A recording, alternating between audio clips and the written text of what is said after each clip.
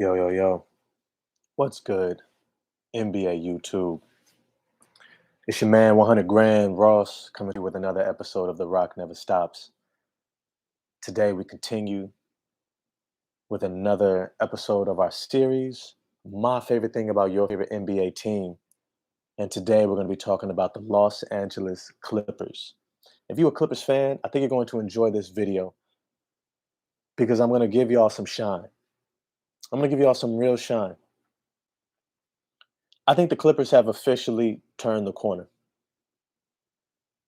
When I say turn the corner, I mean they have gotten the monkey off their back. They have gotten far away from the stigma, the stench of what used to be the Donald Sterling era of the Clippers. They are officially a different franchise. And when I say different, I mean you don't look at them the same way. They've had an era already of winning. And now they're in a second era of winning. They are now officially a different franchise. They have a culture. They're a team that I liken to a pack of dogs. A pack of dogs. A pack of dogs that are always hungry. Are always hungry. In fact, they remind me of almost like a band of misfits, almost like uh, Robin Hood and his band of merry men, right? Maybe the Three Musketeers. Maybe you could think of any band of misfits, a band, a group, a brotherhood of closely knit individuals who come together to look out for one another, to carve out their own paths, to do it their way, to win in life. Even if they don't get everything they wanted, they want to win. They're going for it every single time. And they're just hungry, that they're waiting for the opportunity to just have that chance. They're on that edge constantly, constantly. And it's what I love about this team. It's what I love about your Los Angeles Clippers. They stay on that edge. They stay right there. They never lose sight of where they're trying to go.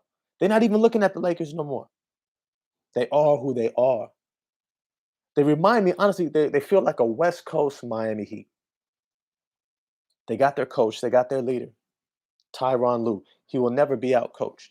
Just like Eric Spoelstra, he'll never be outcoached.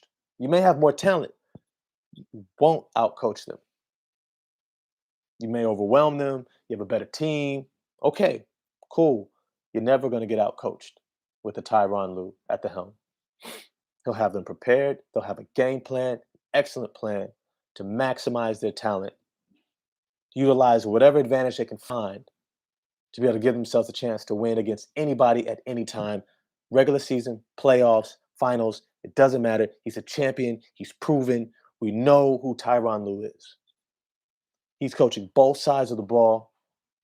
He set himself apart. He's one of the top 5 coaches in my book in the NBA, especially since Brad Stevens moved into the front office. Greg Popovich, you still got to hold him up there. Eric Spoelstra, Nate McMillan, Tyronn Lue. I'll put Doc Rivers in there too.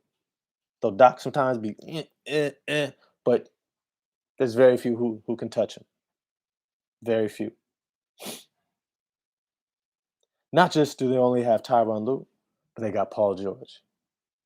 Paul George is like, he's not necessarily the guy, but he's the guy next to the guy that everybody trusts still. You know what I mean? Like, he's not, how would you say it? He's not Jordan, he's Pippen. But you got Pippen, so you know you're going to be good.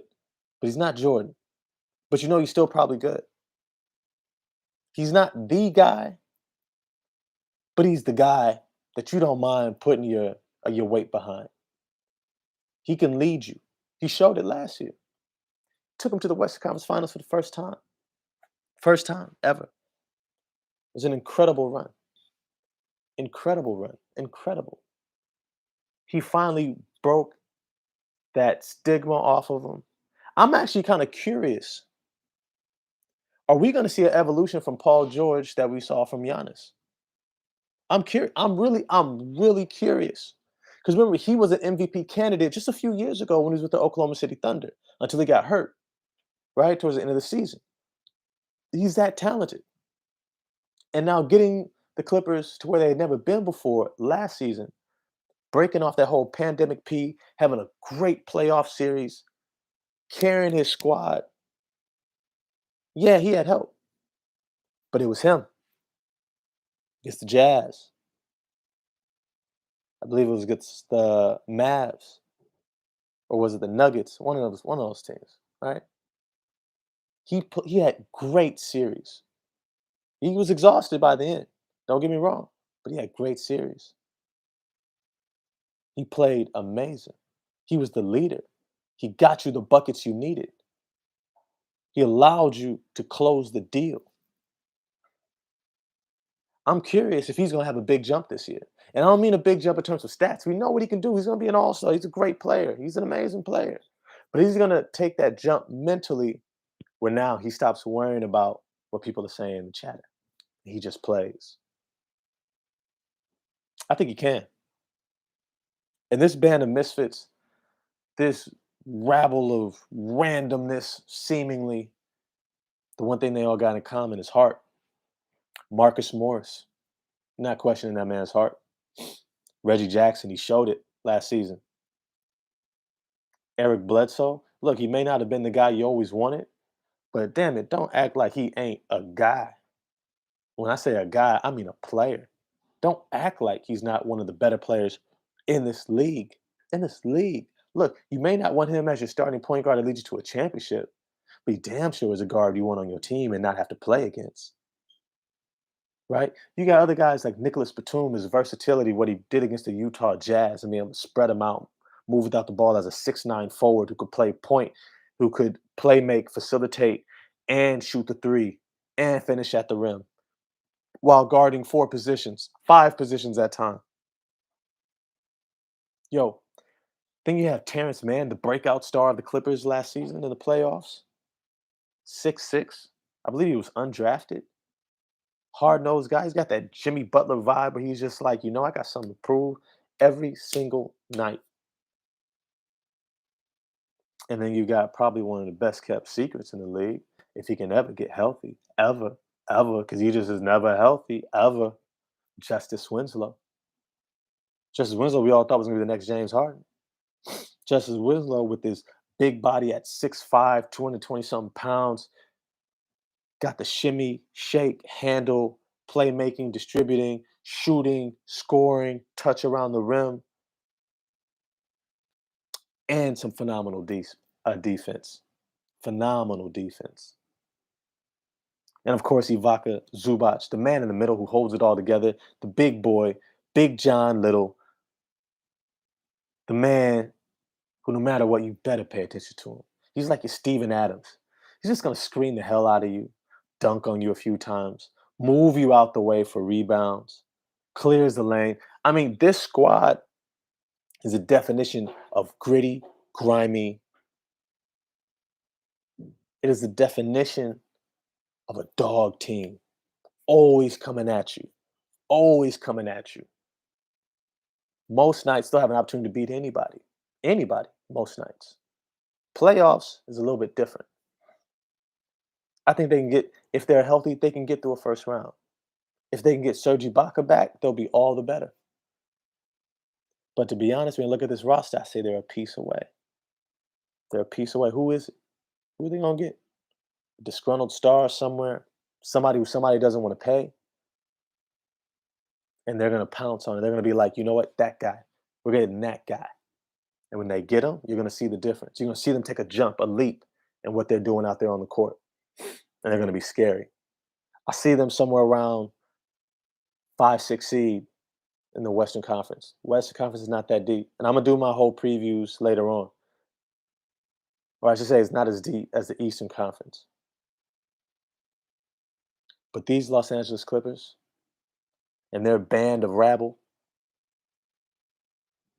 these young dogs, not even young, these veteran dogs, Stay on that edge, stay on the line, ready for an opportunity to come at your favorite team, take a bite, and walk out victorious each night. It's hard not to like this team. It's hard not to like this team. It's hard not to like the direction owner Steve Ballmer has them headed in. It's hard not to like the culture that they've built there. It's hard not to like them. They're not my picks to be a champion. But you know what? Could they have a Miami Heat playoff run in the bubble? Wouldn't be shocked. Wouldn't be shocked. If they were healthy last season, they'd probably be in the finals. And we say that about a lot of teams, but they're one of the few. And I want to say a lot of teams, I should say more than one or two we can say that about, right? Clippers, Lakers, maybe the Hawks could have got in there.